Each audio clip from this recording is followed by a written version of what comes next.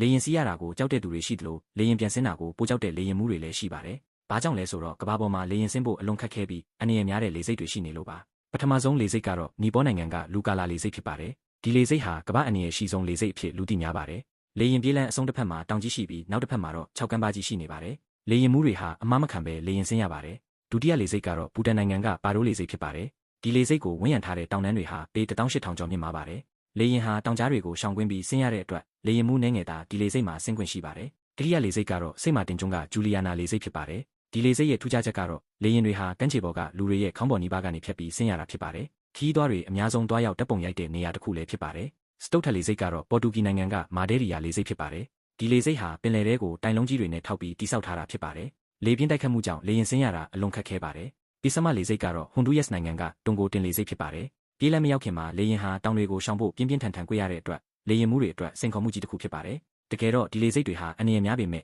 ခင်မီနည်းပညာတွေနဲ့ကျွမ်းကျင်တဲ့လေရင်မှုတွေကြောင့်နေ့စဉ်လေရင်တွေအောင်မြင်စွာဆင်းသက်နိုင်နေပါတယ်။ဒီလိုမျိုးနေ့စဉ်ဗဟုသုတတွေအတွက် Daily Bite ကို follow ပေးခဲ့ကြပါဦး။